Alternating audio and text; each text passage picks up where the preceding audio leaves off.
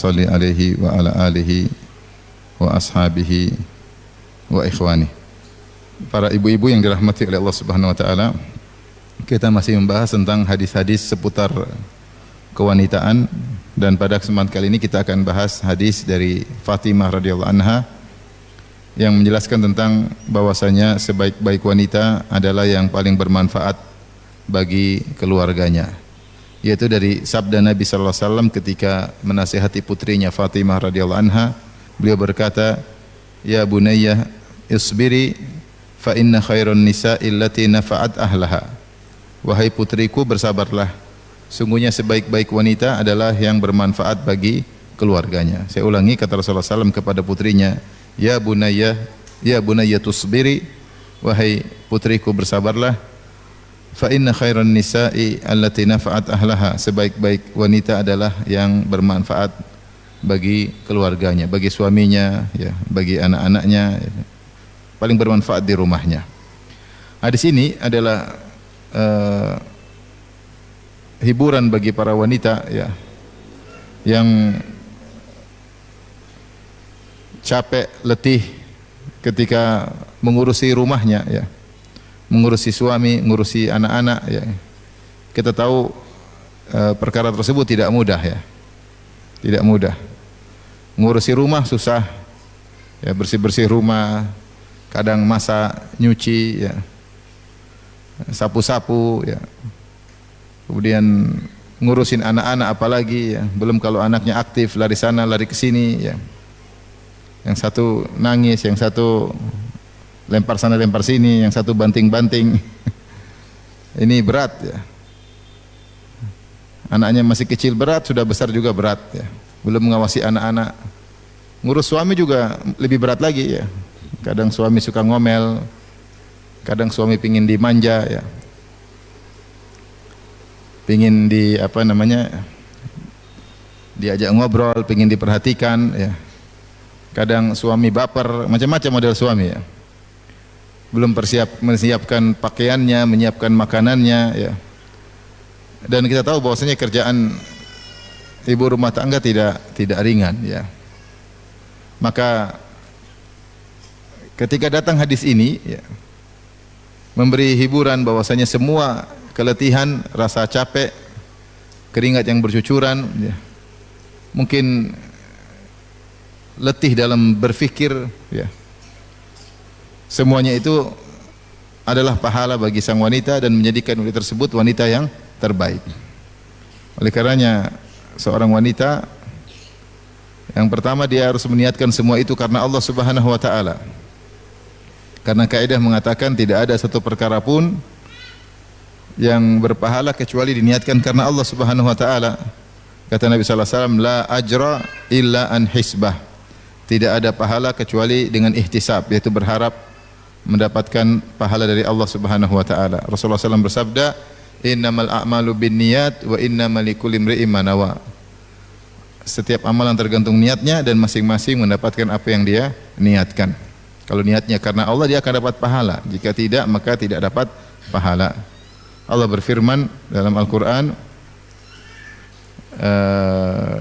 kullu syai'in halikun illa wajhah. Segala perkara akan sirna kecuali wajah Allah Subhanahu wa taala. Sebagian ulama menafsirkan illa ma urida bihi wajhullah, yaitu segala kegiatan tidak ada nilainya kecuali yang diniatkan karena mencari wajah Allah Subhanahu wa taala.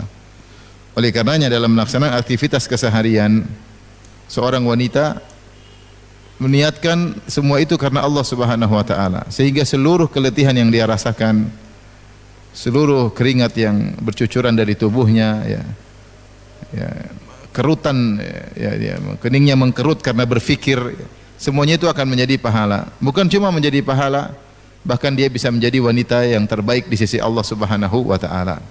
Kita hidup untuk apa? Untuk mencari validasi dari Allah Subhanahu wa taala. Setelah itu kita akan meninggalkan kehidupan ini.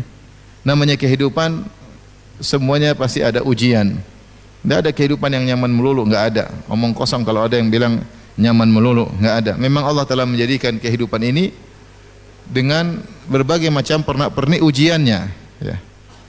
Ya, ada kesedihan, ada tawa, ada tangisan, ada kebahagiaan, ya, ada kekhawatiran, ya. Yang hidup cuma senang dan tidak ada sedih cuma di surga. Udkhulul jannata la khaufun 'alaikum wa la antum tahzanun. Masuklah ke dalam surga yang tidak ada kekhawatiran, tidak ada kesedihan.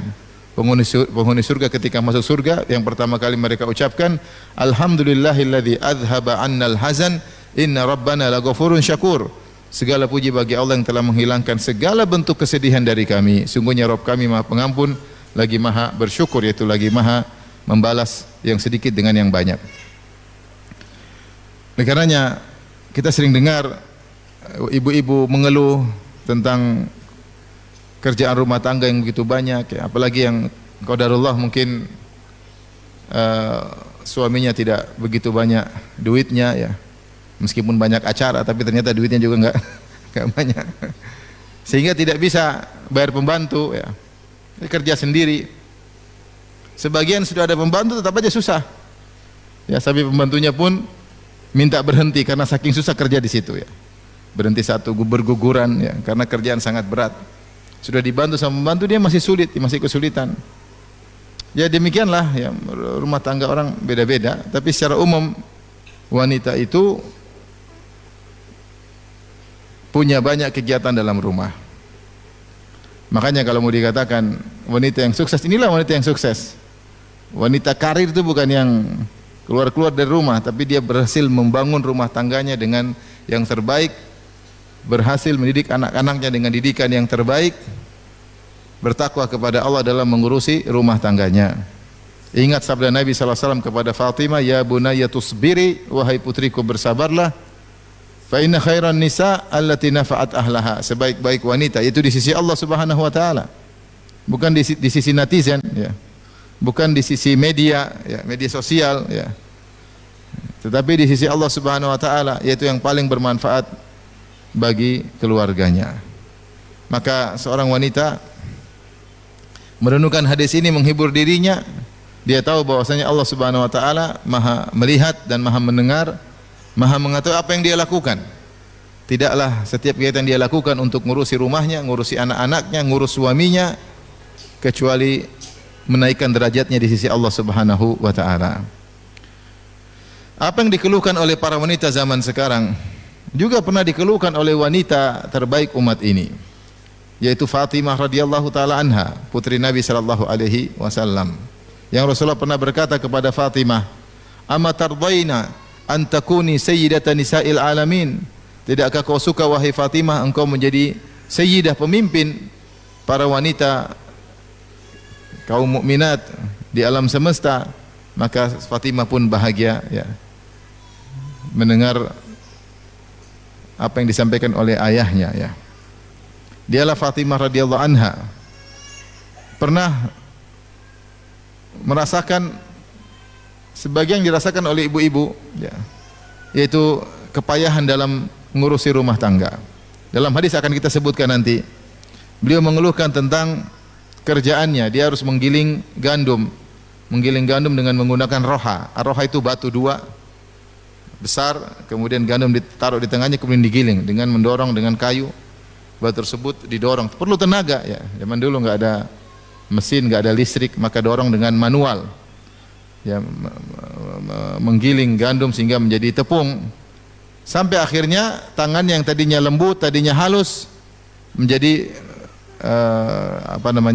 tidak halus lagi, ya, jadi kasar, yataqatta, yaitu kerut, ya.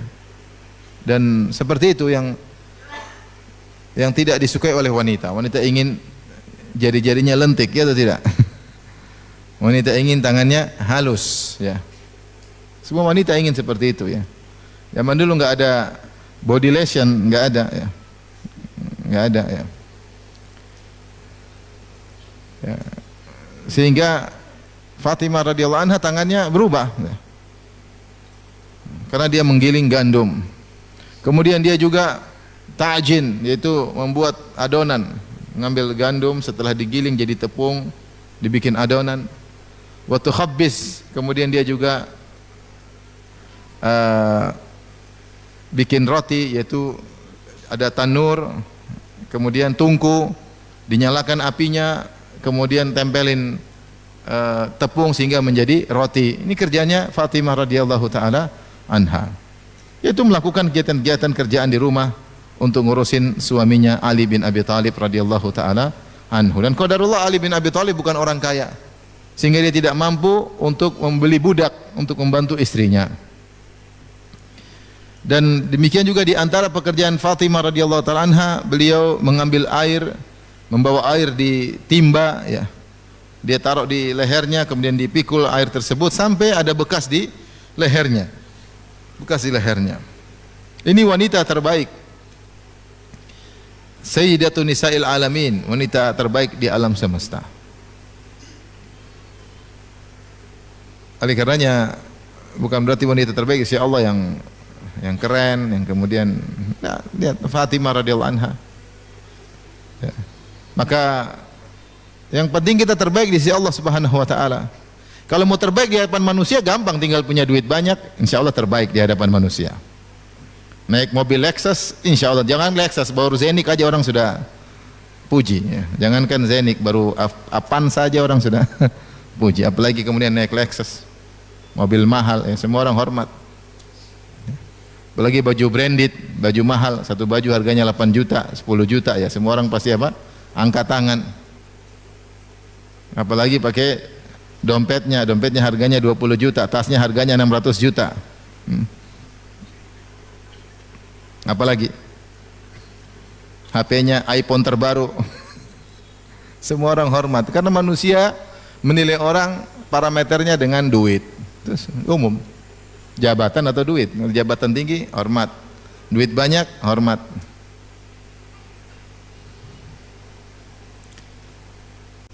Tapi kalau kita mencari validasi dari Allah Subhanahu wa taala, bukan begitu caranya. Tidak harus jadi orang kaya. Tidak harus jadi wanita cantik, tidak harus. Semampunya kita bertakwa kepada Allah. Di antaranya dengan mengurusi kegiatan rumah tangga. Fatimah radhiyallahu anha sampai mikul air, taruh di lehernya, ngangkat timba sampai kemudian lehernya ada bekasnya. Kemudian beliau menyapu rumah sampai bajunya penuh dengan debu. Dan beliau nyalakan api sampai bajunya tidak rapi lagi karena terkena asap. Dan beliau ditimpa dengan kesulitan. Padahal beliau adalah Sayyidatu Nisa'i Ahlil Jannah. Beliau adalah pemimpin para wanita di surga. Dalam sebagian riwayat Sayyidatu Nisa'i Ahlil Jannah, Fatimah Sayyidatu Nisa'i Ahlil Jannah. Fatimah adalah pemimpin wanita di surga. Taib. Kita bacakan hadisnya. Hadis ini disampaikan di antaranya dari Ali bin Abi Thalib, diriwayatkan Imam Bukhari dalam beberapa tempat dalam Sahih Bukhari dari Ali bin Abi Thalib. Beliau berkata, "Inna Fatimah atatin Nabiy sallallahu alaihi wasallam tashku ilaihi ma talqa fi yadiha minar raha." Sungguhnya Fatimah datang menemui ayahnya Rasulullah sallallahu alaihi wasallam kemudian mengeluhkan kerjaan yang berat karena harus menggiling gandum.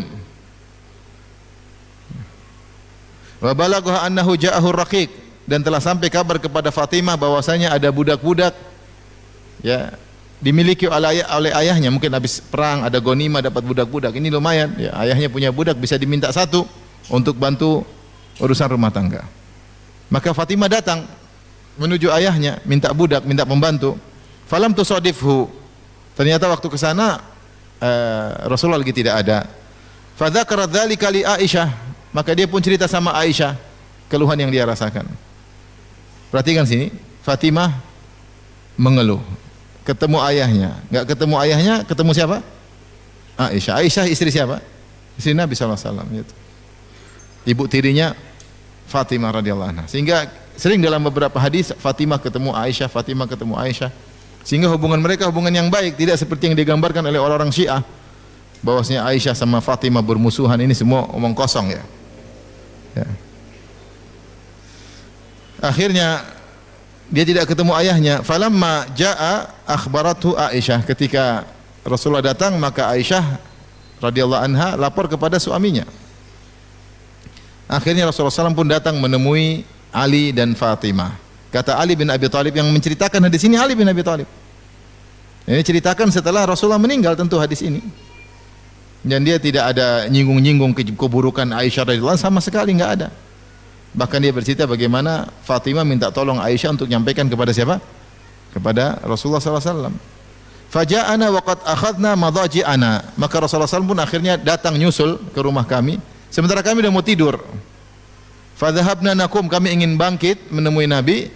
Faqala ala makanikuma, kata Rasulullah SAW, udah jangan bangkit, biar aja situ. Rasulullah yang datang menemui mereka. Faja'a faqa'ada baini wa bainiha. Faqa'ada baini wa bainaha. Maka Rasulullah SAW pun masuk. Kami sedang tidur, Rasulullah masuk di tengah-tengah kami. Itu kami sedang tidur begini, Rasulullah masuk di tengah antara kaki kami dengan kakiku dengan kaki Fatimah. Dia pun duduk di antara kami berdua. Ya. Hatta wajadtu barda qadamaihi ala batni, sampai aku merasakan dinginnya kaki Nabi di perutku, kata Ali radhiyallahu anhu. Itu Rasulullah kayaknya masukkan kakinya. Jadi kaki mereka terjun, Rasulullah masukkan kakinya di antara kaki Fatimah dengan kaki siapa? Ali. Sampai kaki Nabi mengenai perut Ali bin Abi Thalib, dan Ali bin Abi Thalib merasakan dinginnya kaki Nabi SAW. Itu lembutnya Nabi. Datang, duduk di antara putrinya dan mantunya. Bahkan menjulur sampai kaki mereka bergabung, tubuh mereka bergabung. Maka Rasulullah SAW berkata, dan dia tahu bahwasanya putrinya susah, ya, kerja berat, dia tahu. Dan dia sangat sayang kepada putrinya. Dan tidak ada dari keluarganya, dari Khadijah, yang tersisa kecuali cuma putrinya ini satu-satunya. Ya. Semuanya sudah pada meninggal. Sampai Fatimah dijuluki oleh para sahabat, kunyahnya adalah Ummu Abiha, ibu ayahnya. Kenapa Fatimah disebut ibu ayahnya? Karena dari keluarga Khadijah semua tidak ada yang tersisa kecuali Fatimah. Sehingga Fatimah itu seperti mengurusi ayahnya, menggantikan posisi ibunya Khadijah. Sehingga dia diberi gelar dengan Ummu Abiha, ibu ayahnya sendiri. Makanya dalam riwayat ketika Rasulullah SAW terluka dalam perang Uhud, siapa yang ngurusin? Yang ngurusin Fatimah. Yang merawat Nabi SAW Fatimah. Jadi bagaimana kasih sayang Nabi kepada Fatimah luar biasa, tidak usah diragukan. Inilah satu-satunya putrinya yang tersisa dari Khadijah radhiyallahu taala anha. Dan semua anak-anak Nabi meninggal kecuali siapa? Fatimah. Kira-kira kalau kita anak meninggal semua tinggal satu, kita sayang atau tidak? Sayang, kita mungkin sangat semanja-manjanya. Minta apapun kita kasih. Tapi Nabi tidak demikian. Nabi kalau mau kasih pembantu 100 Nabi bisa kasih Fatimah. Dia sering perang, menang perang, banyak ghanimah. Tapi enggak. Putrinya datang mengeluh, sakit ini, baju kotor, bau asap. Tapi apa kata Rasulullah SAW? Mengajarkan zuhud kepada keluarganya. Kata Rasulullah SAW, ala adullukuma ala khairin mimma sa'altuma. Maukah aku tunjukkan kepada kalian berdua yang lebih baik dari apa yang kalian berdua minta? Nanti dalam riwayat bukan cuma, jadi permintaan ini bukan cuma idenya Fatimah, tapi juga dari Ali bin Abi Thalib. Karena Ali bin Abi Thalib juga merasakan kesulitan. Maka Rasulullah mengatakan, maukah aku tunjukkan kepada kalian berdua suatu perkara yang lebih baik daripada yang kalian berdua minta? Itu kalian berdua minta pembantu, minta budak. Apakah yang lebih baik daripada budak? Kata Nabi SAW, idza akhadtuma madhaji'akuma, kalau kalian berdua mau tidur, au awaituma ila firashikuma, atau kalian sudah menuju ke tempat tidur kalian, mau tidur, fasabbiha thalathan wa thalathin, maka bertasbihlah 33 kali. Wahmada thalathan wa thalathin, dan bertahmidlah alhamdulillah sampai 33 kali. Wa kabbira arba'an wa thalathin, dan bertakbirlah Allahu Akbar sampai 34 kali. Fa huwa khairun lakuma min khadim, dan ini lebih baik bagi kalian berdua daripada pembantu. Kalau kita bilang anak kita, udah enggak usah pengen bantu, tasbih aja, zikir.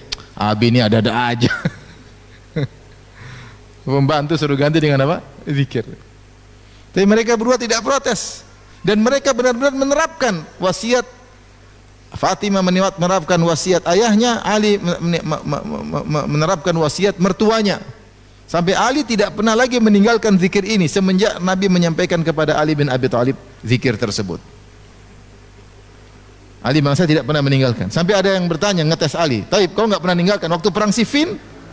Lagi perang lawan Muawiyah, waktu lagi terjadi perbedaan pendapat sehingga terjadi peperangan." Bahkan kata Ali, bahkan ketika Lailatul Siffin, ketika perang Siffin pun saya tidak meninggalkan zikir ini, subhanallah. Artinya di hari yang tegang, hari yang berbahaya, dia juga mau tidur tidak melupakan zikir ini. Ali bin Abi Thalib radhiyallahu taala anhu. Jadi yang mengeluh ternyata bukan cuma Fatimah radhiyallahu taala anha, Ali suaminya pun demikian. Dadanya sakit karena dia harus nimba air yang banyak, ya, sehingga dia ceritakan hal ini kepada istrinya. Biasa suami istri diskusi. Suami miskin, istri miskin. Suami miskin, istri apa? Miskin. Sahabat dulu banyak yang miskin. Sahabat yang miskin. Ada yang suaminya miskin. Abdullah bin Mas'ud suaminya dia miskin. Sampai istrinya kalau mau sedekah, kata Abdullah bin Mas'ud, sudah sedekah sama saya aja. Kata istrinya, Zainab namanya. Saya tanya Nabi dulu, ya tanya silakan. Tanya, kata Nabi benar. Sedekah sama kerabat 2 pahala. Pahala sedekah sama pahala menyambung ke kerabatan. Sebab suami miskin. Ini suami istri apa? Miskin. Ali pun radhiyallahu anhu mengeluh tentang dadanya yang sakit. Maka dia pernah bercerita hal ini kepada istrinya Fatimah tentang kondisinya dan rasa letih yang dia rasakan. Dan dia minta Fatimah untuk pergi ke bapaknya minta membantu. Ali berkata kepada Fatimah pada suatu hari, "Wallahi laqad sanautu hatta laqad ishtakaitu sadri."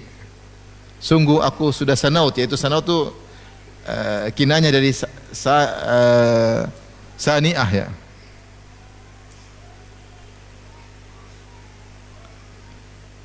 Saniyah itu adalah onta yang sebenarnya tugas untuk ambil air dan taruh untuk dipikul, itu yang mikul harusnya apa? Onta. Tapi karena mereka enggak punya onta, Ali sendiri yang apa? Pikul. Radhiyallahu taala anhu. Sehingga dia berkata kepada istrinya, dia mengatakan, "Wallahi laqad sanautu." Demi Allah aku mikul-mikul air mulu. Hatta laqad syaqaitu sadri, sampai dadaku sakit. Ali bukannya orang lemes loyo kayak kita, enggak. Dia orang kuat, jagoan. Kalau tempur sangat hebat, tapi mungkin terlalu sering angkat air. Dadanya sakit, ya. Dadanya sakit. Dan dia diskusi sama istrinya. Gak ada masalah, coba kita minta pembantu sama Abi, minta sama ayah. Kata Ali bin Abi Thalib kasih ide, waqad ja'a Allahu abaka bisabyin. Ayahmu lagi Allah berikan kepadanya banyak budak. Fadhhabi fastakhdimihi. Pergilah ke ayahmu, minta tolong, minta pembantu sama ayah. Siapa yang kasih ide? Ali bin Abi Thalib. Faqalat, maka Fatimah juga bilang, "Wa ana wallahi qad tahantu hatta majalat yadaya." Wahai suamiku, saya juga ya giling gandum terus sampai lihat tanganku sudah apa? Berubah. Jadi dia baru ngomong juga sama suaminya, sama, gua juga gitu. Sama, capek juga ternyata, tangan sudah harusnya lembut, harusnya pakai body lotion seperti zaman sekarang. Insyaallah ke salon ini enggak ada salon, enggak ada body lotion, tangan sampai berkerut sampai pecah-pecah. Maka kebetulan pas Ali lagi sakit, dia juga lagi sakit. Punya uzur yang kuat untuk minta pembantu kepada ayahnya. Fa'atatin Nabiy sallallahu alaihi wasallam. Akhirnya Fatimah pun pergi menuju ayahnya. Maka Rasulullah bertanya, "Ma ja'a biki ay bunayyah?" Ada apa wahai putriku sampai kemari? Ada perlu apa? Apa kata Fatimah? Dia malu. Dia bilang, "Jitu li usallima alaik." Saya mau ucapin salam aja sama ayah. Wastahyaitu wastahyat antas alahu warajaat. Dia malu untuk minta sama ayahnya dan dia pulang. Ketika pulang, Ali bertanya, "Ma fa'alti?" Sudah sampein? Qalat, Fatimah berkata, "Istahyaitu an as'alahu."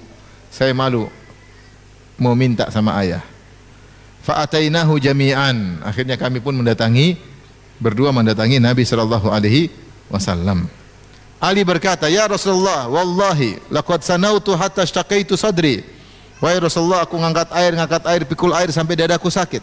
Wa qalat Fatimah berkata, kali itu dia berani ngomong karena suaminya sudah mendahului. Qad tahantu hatta majalat yadaya. Aku terus menggiling gandum sampai tanganku sudah enggak seperti dulu. Wa qad ja'aka Allah bisabyin wa sa'atin fa akhdimna ya Rasulullah, Allah telah mendatangkan bagimu banyak budak, banyak kelapangan harta, berilah pembantu bagi kami. Faqala Rasulullah sallallahu alaihi wasallam, apa dia Rasulullah tidak mau kasih, dia punya alasan apa? Kata Nabi sallallahu alaihi wasallam, wallahi la u'tikuma wa ada'u ahla suffati tatwi butunuhum atau tutwa butunuhum. Demi Allah aku tidak akan berikan kepada kalian pembantu, budak saya berikan kepada kalian berdua, sementara aku biarkan penghuni Suffah kelaparan. Ratusan sahabat yang pernah tinggal di Suffah. Suffah itu adalah seperti tambahan di belakang Masjid Nabawi, dan dia ada atapnya tapi dindingnya tidak ada, sehingga mereka tidur di bawah atap tanpa dinding. Baju mereka kotor, ada yang punya baju cuma satu, baju mereka sampai berwarna coklat karena tidak diganti-ganti ya. Ada cuma baju satu kain atas kain bawah, ada yang cuma satu kain aja, langsung lingkar atas bawah, miskin. Maka Rasulullah mengatakan, menjelaskan, demi Allah saya tidak mungkin kasih kalian pembantu sementara ahlu Suffah pada kelaparan. La ajidu ma unfiqu alim, saya tidak bisa memberi nafkah kepada mereka. Walakinni abi'uhum wa unfiqu alaihim athmanahum, saya akan jual budak-budak ini, nanti hasil jualnya saya berikan kepada budak-budak kepada ahlu Suffah. Faraja'a, mereka berdua akhirnya apa? Pulang, enggak dapat pembantu. Rasulullah SAW pun akhirnya mendatangi mereka berdua. Fa'atahuman Nabi sallallahu alaihi wasallam wa qad dakhala fi qatifatihima. Maka Rasulullah SAW mendatangi mereka berdua sementara mereka berdua sudah pakai selimut, sudah mau tidur. Begitu ya. Jadi suami istri kalau tidur selimutnya satu. Jangan suami selimut sendiri, istri selimut apa? Sendiri. Ini enggak benar ini. Tidak ada cinta kasih di tempat tidur. Selimut masing-masing, enggak benar ya. Selimut satu buat berdua. Ini satu selimut sendiri-sendiri, satu pegang HP sendiri-sendiri, ngobrol sendiri-sendiri, tidur sendiri-sendiri. Badan saja di tempat tidur, otak antara timur dan barat. Selimut berdua dong. Wa qad dakhala fi qatifatihima, mereka berdua sudah masuk di selimut mereka. Idza ghattat ru'usahuma takasyafat aqdamuhuma wa idza ghattaya aqdamahuma takasyafat ru'usuhuma. Dan selimut mereka kecil, enggak punya duit. Itu selimut kalau nutup kepala, kakinya kelihatan. Kalau nutup kaki mereka, kepala mereka kelihatan. Padahal namanya Madinah sering musim dingin. Kalau musim dingin maunya selimut nutup semua. Iya enggak? Tapi duit tidak ada. Selimut pun hanya begitu modelnya. Nah, ini maksudnya kita merenungkan bagaimana kehidupan orang-orang termulia yang telah dijamin masuk surga. Kehidupan manusia-manusia terbaik di alam semesta. Hidupnya sederhana, tidak punya pembantu, kerja sendiri, giling gandum sendiri, bikin adonan sendiri, bikin roti sendiri, makan sendiri. Ngurus suami. Belum kalau punya anak-anak dari Ali bin Abi Thalib, ngurus anak. Fathara, ketika mereka lihat Nabi datang, mereka ingin bangkit. Faqala, Rasulullah SAW berkata, makanakuma, udah tenang aja di tempat, jangan pergi. Kemudian Rasulullah berkata, ala ukhbirukuma bi khairin mimma sa'altumani, maukah aku kabarkan kepada kalian berdua yang lebih baik daripada apa yang kalian berdua minta, daripada pembantu. Qala bala, tentu, kata mereka berdua, tentu ya wahai Rasulullah. Faqala kalimatun 'allamanihinna Jibrilu, zikir-zikir yang Jibril alaihissalam mengajarkan kepadaku. Faqala, maka Nabi ajarkan, tusabbihani fi duburi kulli salatin ashran wa tahmadani ashran wa tukabbirani ashran. Kalian berdua bertasbih setelah salat 10 kali. Kalian berdua bertahmid setelah salat 10 kali dan kalian bertakbir 10 kali. Ini di antara bentuk zikir subhanallah, alhamdulillah, Allah akbar, ada berbagai macam model, ada 3 atau 4 model. Ya. Ada 10-10 di antaranya, kalau enggak salah ada yang kita biasa 33, ada saya lupa 3 atau 4 model ya. Di antaranya 10-10 dan ini bisa kita terapkan kalau lagi buru-buru. Tidak mesti 33 kali, terkadang boleh 10-10. Kemudian wa idza ataituma, ini yang jadi perhatian kita, wa idza ataituma ila firashikuma fasabbiha 33. Kalau kalian berdua mau tidur sudah di tempat tidur, maka jangan lupa bertasbih 33 kali. Wahmada, hendaknya kalian berdua mengucapkan alhamdulillah 33 kali. wa kabbira arba'an wa thalathin, dan kalian bertakbir 34 kali. Dan ketika Fatimah radhiyallahu anha mengeluh kepada Nabi, Nabi menasihatinya dengan nasihat yang menjadi topik pembahasan kita pada pagi hari ini. Rasulullah berkata, "Ya bunayyah, wahai putriku, isbiri, bersabarlah. Hidup ini perlu sabar. Fa inna khairan nisa'i allati nafat ahlaha." Sebaik-baik wanita adalah yang paling bermanfaat bagi keluarganya, paling bermanfaat di rumah, ya. Rasulullah suruh bersabar, ya. Maka kalau wanita termulia seperti Fatimah, nasabnya tertinggi, bagaimana tidak, dia wanita Quraisy, putrinya Rasulullah sallallahu alaihi wasallam. Dialah sayyidatu nisa'i ahlil jannah, pemimpin para wanita di surga. Ternyata beliau juga bekerja sebagaimana layaknya ibu-ibu, ya. Maka tidak perlu seorang wanita berkecil hati ketika dia bekerja, dia tahu bahwasanya wanita terbaik juga demikian, ya. Dan ini dalil bahwasanya kalau kita berzikir sebelum tidur, Allah akan berikan kekuatan. Maka ibu-ibu kalau mengeluh capek ngurus anak, ngurus bayi, ngurus anak yang sudah besar, ngurus anak masih kecil, ngurus suami, capek, maka berzikir sebelum tidur. Zikir cuma sebentar, subhanallah 33 kali, alhamdulillah 33 kali, Allah akbar 34 kali. Insyaallah bangun seger. Insyaallah bangun seger. Bahkan Rasulullah mengatakan lebih baik daripada pembantu, ya. Oleh karenanya Ali bin Abi Thalib tidak pernah meninggalkan zikir ini. Bahkan ketika Lailatul Siffin, ketika sedang perang berkecamuk, beliau tetap berzikir dengan zikir ini sebelum tidur. Taib. Dan ini bekerja untuk rumah tangga, untuk membantu suami, ini adalah kebiasaan para sahabiat. Mereka terbiasa, ya. Di antara dalil akan hal ini adalah kisah Asma bintu Abi Bakar radhiyallahu taala anhuma. Dia menikah dengan Zubair bin Awam, dan ketika itu Zubair bin Awam juga miskin. Saya bacakan hadisnya tentang kisah Asma, bagaimana dia bekerja keras membantu suaminya. Dia berkata, "Kuntu akhdumuz Zubair khidmatal bait." Aku membantu Zubair, suamiku. Zubair bin Awam juga yang dijamin masuk surga. Asma yang diberi gelar Zatun Nitaqain, ya. Wanita salehah yang sangat dermawan. Setelah itu sangat dermawan. Jadi Asma dan Aisyah ini dua saudari, adik beradik, lain ibu, bapaknya sama. Siapa bapaknya? Abu Bakar As-Siddiq radhiyallahu anhu. Tapi ibunya beda. Asma lebih tua daripada Aisyah radhiyallahu anha. Tapi mereka berdua sangat rajin sedekah. Tetapi cara bersedekah berbeda. Kalau Aisyah radhiyallahu anha disebutkan beliau ngumpulin harta, kalau udah banyak beliau sedekahkan, sekali sedekah banyak. Kalau Asma tidak, apa yang datang dia kasih, apa yang dapat dia kasih. Sehingga beliau tidak numpuk-numpukin harta, kalau dapat beliau langsung sedekah. Itu Asma. Dua-duanya baik, dua-duanya punya keistimewaan. Dua-duanya punya keutamaan. Keutamaan dikumpul dulu baru dibagi, juga ada keutamaan tersendiri. Kalau setiap datang langsung kasih pun segera cepat sedekah, itu punya keutamaan tersendiri. Dua-duanya rajin sedekah dengan dua metode yang berbeda. Tapi ketika Asma menikah dengan Zubair, Zubair miskin. Kata beliau, "Kuntu akhdumu Zubair khidmatal bait."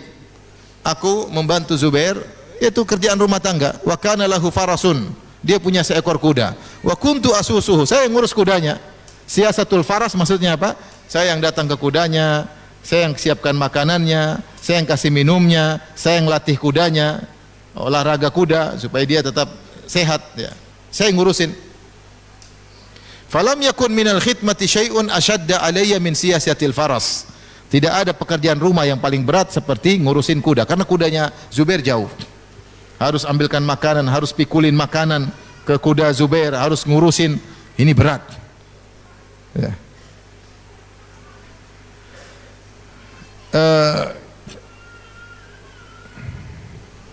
Akhirnya kemudian Nabi memberikan pembantu kepada Asma. Kata Asma, ja'an Nabi sallallahu alaihi wasallam sabyun fa'ataha, atau perawi berkata, datang Nabi punya banyak tawanan, fa'ataha khadiman. Maka Rasulullah pun berikan pembantu kepada Asma. Setelah itu Asma berkata, kafatni siyasatal farasi. Pembantu itu akhirnya yang mengurusi urusan kuda. Fa'alqat anni mu'natahu. Akhirnya pembantu itu tadi melepaskan beban urusin kuda gara-gara ada pembantu. Dalam riwayat yang lain,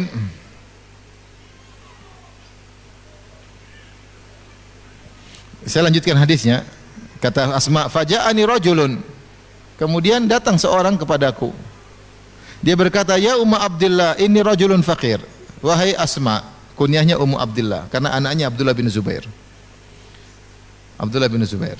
Dan Aisyah juga kunyahnya Ummu Abdillah, berkunyah kepada putrinya Asma, putranya Asma. Asma punya putra namanya Abdullah bin Zubair. Sehingga Abdullah bin Zubair ini ponakannya siapa? Aisyah. Aisyah berkunyah dengan ponakannya, maka Aisyah kunyahnya Ummu Abdillah. Asma juga demikian. Orang ini berkata, ya Ummu Abdillah, ini rajulun fakir. Wahai Ummu Abdillah, Asma, saya sungguhnya seorang miskin. Aratu an abi'a fi dhilli darika.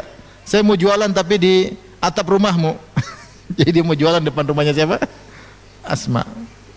Qalat inni in rakhastu laka abadzalika Zubair. Saya kalau izinkan kau jualan depan rumah pakai atap rumah saya, mungkin suamiku enggak mau, Zubair. Fata'al fatlub ilayya. Ya. Zubair syahid. Kau kemari lagi nanti kalau ada Zubair hadir lagi di rumah, kau minta sama saya. Biar Zubair lagi di rumah. Faja'a, akhirnya Zubair bin Awam suaminya Asma lagi di rumah. Maka datanglah laki-laki miskin tadi, dia berkata, ya Ummu Abdillah, ini rajulun fakir, aratu an abi'a fi dhilli darik. Ya Ummu Abdillah, saya ini orang miskin, saya ingin jualan di naungan atap rumahmu. Faqalat malaka bil madinati illa dari fulan. Memang kenapa kau hanya pilih rumahku, kan rumah banyak. Rumah orang lain kan banyak, kenapa jualan di rumahku? Faqala lah Zubair, Zubair berkata, malaki antamna'i rajulan faqiran yabi. Sudah biarin aja, kenapa dilarang? Biarin aja jualan. Fakana yabi'u ila an kasab. Akhirnya dia jual, orang miskin tadi akhirnya dia punya duit banyak. Fabi'tuhul jariyata. Akhirnya saya punya budak, saya jual ke dia. Sampai dia punya duit, dia bisa beli budak saya. Fadakhala alaihi Zubair wa thamanuha fi hajari atau fi hijri, ya. Faqala habiha li. Qalat inni qad tasaddaqtu biha. Maka saya jual budakku kepada laki-laki tadi. Kayaknya saya bawa duit, mungkin bawa dinar atau dirham. Pas saya lagi pegang duit, suamiku datang, Zubair bin Awam. Dia berkata, wah istriku, hadiahkan itu buat saya. Faqalat inni qad tasaddaqtu biha. Yaudah, saya sudah sedekahkan. Saya sudah sedekahkan. Taib. Riwayat yang lain, bagaimana kerjanya Asma? Kata Asma binti Abi Bakar Siddiq radhiyallahu ta'ala anhuma, tazawwajani Zubair wa ma lahu fil ardi min malin wala mamlukin. Zubair menikahiku, dia enggak punya harta. Dia enggak punya tanah. Dia enggak punya budak, wala syai', dia tidak punya apa-apa. Ghairu nadhihin wa ghairu farasihin. Cuma dia punya onta untuk mikul air, untuk ambil air, dan dia punya kuda. Fakuntu a'lifu farasahu. Saya yang menyediakan makan buat kudanya. Wa astaqil ma, dan saya bawa onta, ambil air, taruh ke atas onta, bawa pulang. Itu kerjaannya Asma. Wa akhrizu gharbahu. Saya yang menjahit embernya. Dulu ember terbuat dari kulit, saya yang jahit. Karena air diambil pakai apa? Dulu belum ada plastik. Pakai kulit. Saya yang jahit kulitnya. Wa ajinu, saya yang bikin adonan makan. Walam akun uhsinu an akhbizu. Saya dulu tidak pandai untuk panggang roti. Wa kana yakhbizu jaratun li minal ansar. Tapi saya punya pembantu dari wanita-wanita Ansar, mereka yang bantu kalau saya sudah bikin adonan, mereka yang bikin apa? Bikin roti, yang manggang roti. Khawatir kalau kelamaan jadi gosong atau kurang matang, mereka lebih pandai. Wa kunna niswata sidqin, mereka adalah teman-teman yang baik, teman-teman yang jujur, teman-teman yang tulus.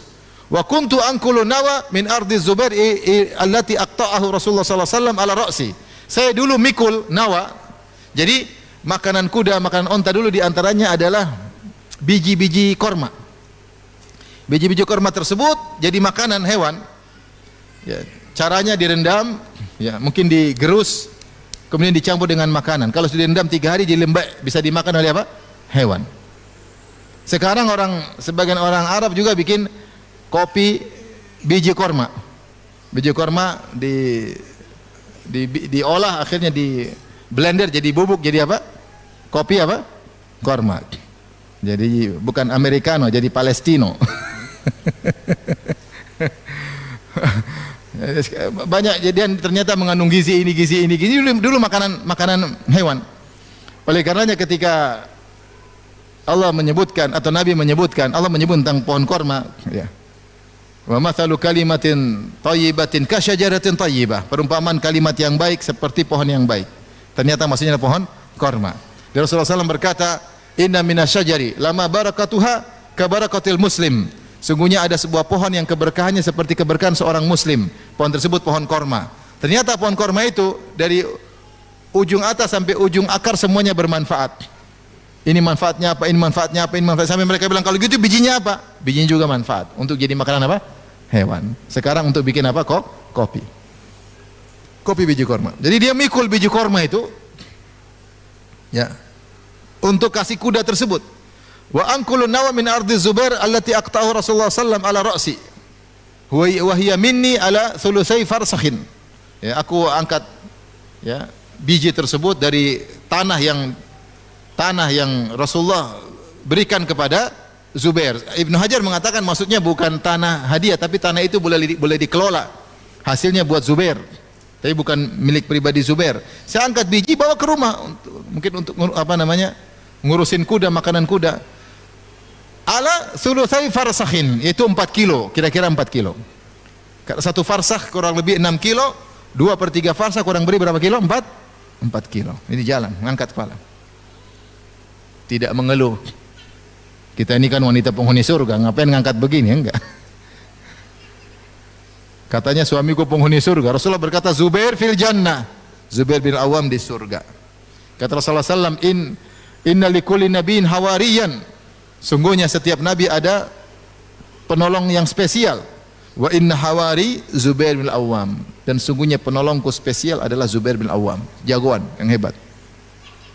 Faji'tu yauman wan nawa ala ra'si. Suatu hari aku datang dari tanahnya Zubair, saya pikul itu biji korma di atas kepala. Jalan kaki. Berapa kilo? 4 kilo. Falakitu Rasulullah sallallahu alaihi wasallam ma'ahu nafarun minal ansar. Rasulullah sedang berjalan naik onta bersama sekelompok orang dari kaum Ansar. Rasulullah lihat kasihan, ini Asma lagi kerja bantu suaminya, ngurusin kuda, ngambil biji korma jadi jauh bawa ke rumah. Maka Rasulullah lihat, Rasulullah ini iparnya. Asma iparnya Nabi atau bukan? Iparnya Nabi kan, istrinya Aisyah. Ini kakak ipar. Fada'ani, maka Rasulullah panggil. Ya. Maka Rasulullah berkata, ikhin liyahmilani khalfahu, yaitu Rasulullah naik sini, saya bonceng. Rasulullah suruh naik di belakang Nabi untuk Nabi bonceng. Sehingga ini dibahas oleh para ulama. Bolehkah Nabi membonceng wanita padahal bukan, tidak halal bagi Nabi? Itu ipar halal atau bukan? Tidak halal, ya. Ada yang mengatakan kekhususan Nabi sallallahu alaihi wasallam. Ada yang mengatakan saking dekatnya. Tapi ini intinya kekhususan Nabi sallallahu alaihi wasallam. Kata Nabi, silakan naik. Dan lagi pula Nabi tidak sendirian tapi berjalan dengan beberapa kaum Ansar. Memang ini kekhususan Nabi sallallahu alaihi wasallam.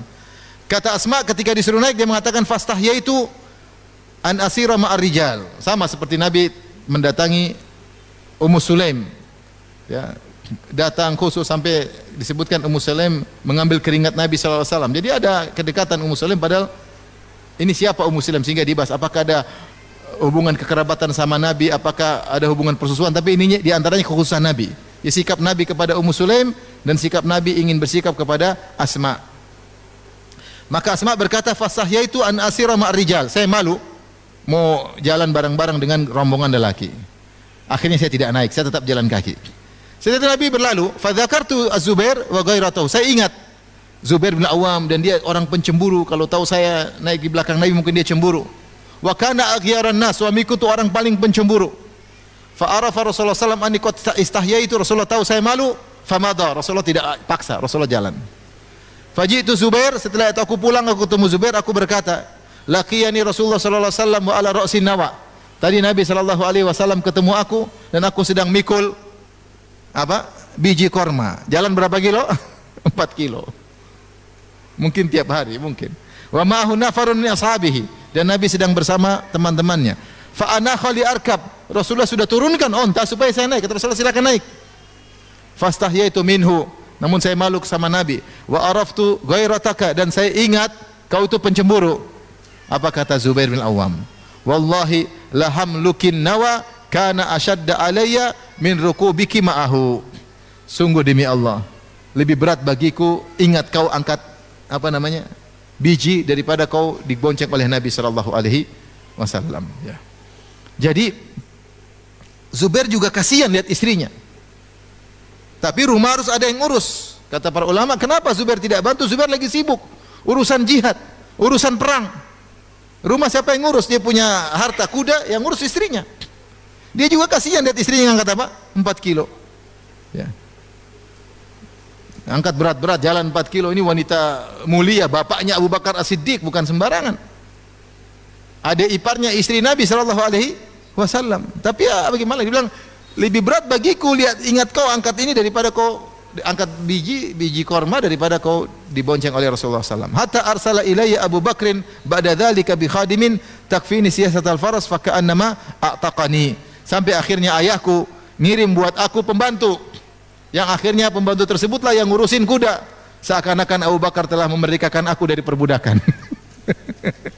Maksudnya kerjanya berat. Maksud saya, inilah wanita yang soleh yang tahu bahwasanya suaminya punya pekerjaan, dia bantu dengan sukarela, ya. Tentu berat-berat.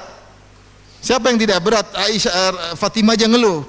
Lihat kata Asma, sampai aku seakan-akan dimerdekakan. Berarti berat selama ini, tapi dia jalani terus, jalani.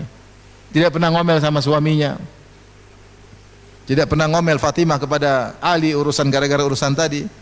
Asma tidak pernah ngomel sama Zubair gara-gara urusan kerjaan tadi, ngurusin kuda lah, angkat inilah, kasih makan kuda. Kalau masih makan kucing kan lebih gampang.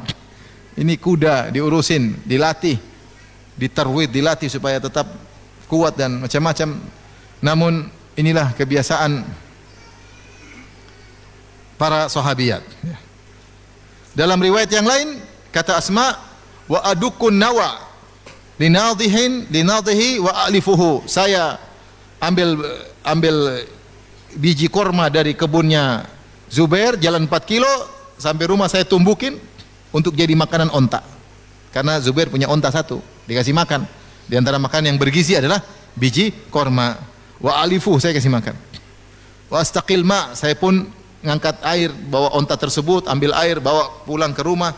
Ini semua kerjaan, ya enggak? Ngambil air di sumur, taruh di atas onta, bawa ke rumah, bawa turun, kerjaan atau enggak? Kerjaan. Tapi mereka tidak pernah ngomel sama suami, ya. Tahu kondisi bagaimana keluarga. Taib. Jadi ini semua di antara dalil bahwasanya wanita-wanita termulia di zaman para sahabat, mereka ternyata bekerja ngurusin apa? Rumah. Dan semua itu menjadi pahala bagi mereka. Dan Nabi SAW mengajarkan zuhud kepada Fatimah, padahal dialah putri yang satu-satunya yang sangat dia cintai yang tersisa. Tetapi dia mengajarkan zuhud. Dan dia mengatakan, bagaimana saya mau kasih engkau budak sementara sahabat-sahabatku masih kelaparan di Sufah. Lebih baik saya jual budak ini, uangnya saya belikan makanan buat mereka. Rasulullah mendahulukan para sahabat daripada keluarganya sendiri. Dan demikianlah Rasulullah mengajarkan zuhud pada dirinya dan pada keluarganya. Ya. Kalau Rasulullah mau kaya, sangat mudah. Rasulullah punya emas, dia bagi-bagi. Rasulullah punya harta, dia bagi-bagi. Kalau dia mau kaya, bisa. Dia adalah pemimpin kota Madinah. Dia menaklukkan berbagai macam negeri. Kalau kita baru raja kampung, sudah rumah mewah luar biasa. Baru raja kampung. Bukan raja kota, baru raja kampung, raja kecamatan, udah rumah mewah kayak rumah raja-raja, ya. Taib, dari sini para ulama bahas tentang hukum wanita ngurusin kerjaan rumah. Apa hukumnya? Ada khilaf di kalangan para ulama. Setelah semua sepakat bahwasanya ini boleh, bahkan zahirnya bahwasanya ini adalah perbuatan yang mulia, sebagaimana tadi hadis-hadis yang kita sebutkan, dicontohkan oleh para sahabiat. Maka jumhur ulama mengatakan bahwasanya tidak wajib bagi seorang istri ngurusin kerjaan rumah. Yang wajib bagi istri hanyalah urusan ranjang, dia dinikahi oleh suaminya bayar mahar supaya dia bisa melayani suaminya. Sehingga kalau dia keluar rumah enggak boleh, harus minta izin kepada suaminya. Pokoknya kalau suaminya pulang ke rumah dia harus siap sedia. Kapan suaminya ingin menggaulinya dia tidak boleh menolak sama sekali. Siapa yang menghalang suaminya untuk digauli tanpa ada uzur maka dilaknat oleh malaikat sampai pagi hari. Oleh karenanya kewajibannya hanyalah ngurusin ranjang. Ini pendapat mayoritas ulama. Pendapat Syafi'iyah, Hanabilah dan sebagian Malikiyah. Ya. Meskipun kata mereka yang lebih utama adalah melakukan hal-hal yang sudah menjadi tradisi. Tapi kalau wajib enggak. Mereka semua sepakat ngurusin rumah, bantu suami itu baik. Tapi kalau wajib enggak. Ini pendapat sebagian ulama. Pendapat sebagian ulama yang lain, mayoritas ulama Malikiyah. Ini pendapat Abu Thawr. Dan ini pendapat Abu Bakar bin Abi Syaibah. Ya. Dan ini pendapat Abu Ishaq Al-Juzjani. Dan ini juga pendapat Syekhul Islam Ibnu Taimiyah, Ibnu Al-Qayyim rahimahullahu taala. Banyak ulama ya. Meskipun mereka lebih sedikit. Mereka berpendapat bahwasanya wajib bagi wanita untuk melayani suaminya pada perkara-perkara kerjaan rumah yang secara tradisi itu berlaku bagi para wanita yang semisalnya. Di antara mereka jadikan dalil adalah kisah Ali dan Fatimah, yang di mana Rasulullah SAW mewajibkan kepada Ali untuk kerjaan luar, yaitu keluar mencari nafkah, sementara putrinya Fatimah diwajibkan untuk kerjaan batin, yaitu ngurusin rumah. Ya.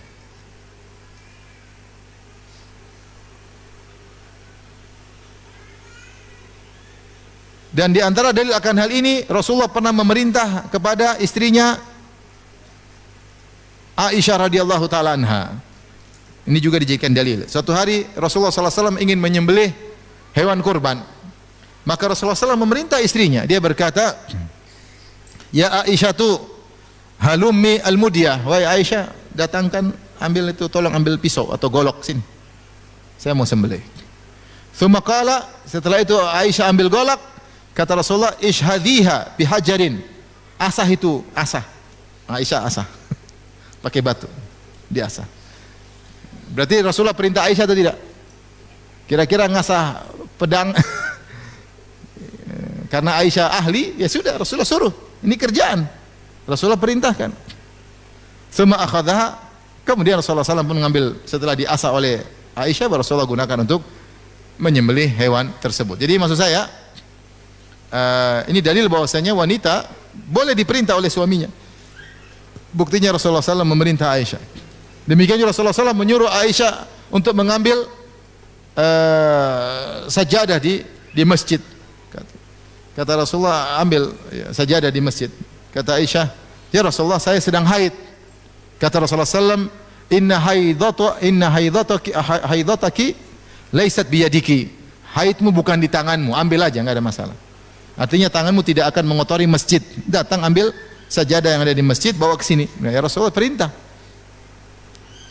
Jadi pendapat yang lebih kuat Allah alam bisawab adalah wanita wajib melakukan kegiatan yang sudah merupakan tradisi di negeri tersebut. Itulah tugas para istri. Itulah tugas para istri, maka wajib bagi dia melakukannya. Saya bacakan perkataan Ibnu Taimiyah rahimahullah taala. Beliau berkata, "Wa tajibu khidmatu zawjiha bil ma'ruf min mithliha li mithlihi." Wajib bagi seorang wanita untuk berkhidmat, itu melayani suaminya dengan yang wajar, yaitu sebagaimana wanita semodel dia untuk lelaki semodel dia. Wa yatanawwa'u dzalika bi tanawwu'il ahwal, dan kewajiban tersebut bervariatif sebagaimana bervariasinya kondisi. Fa khidmatul badawiyati laisa ka khidmatil qurawiyah. Wanita di desa kewajibannya tidak seperti wanita di kota. Tergantung tradisi masing-masing. Wa khidmatul qawiyati laisat ka khidmatil dhaifah. Dan wanita yang kuat tentu kewajibannya melayani suaminya tidak seperti wanita yang lemah. Wa qalahu al-Juzjani min ashabina wa Abu Bakar ibnu Abi Syaibah. Dan ini pendapat al-Juzjani dari kalangan kami, itu kalangan Hanabilah, dan juga Abu Bakar ibnu Abi Syaibah. Dinukil dari Ikhtiarat ya Ibnu Taimiyah rahimahullahu taala. Dan ini juga pendapat Ibnu Qayyim rahimahullahu taala. Beliau berdalil dengan kisah Fatimah dengan Ali. Dan Rasulullah SAW tidak mengatakan, Ali, ini bukan tugas putriku. Enggak. Rasulullah malah, ya sudah, kerja lebih bagus. Kemudian kan ketika Asma lewat, Rasulullah tahu bagaimana Asma susahnya. Rasulullah tidak bilang, ya tidak wajib, enggak. Rasulullah ya silakan, tetap aja jalan 4 kilo, mikul. Rasulullah biarin, karena itu kebiasaan tradisi wanita di zaman tersebut. Dan kita tahu bahwasanya seorang laki ketika menikah, secara urf, antum kalau menikah sama wanita, kalau dia bilang saya mau nikah sama kamu, saya tidak mau masak, tidak cuci piring, kira-kira antum mau nikahi enggak? Akhi, saya mau nikah, tapi ingat, saya ikut pendapat jumhur.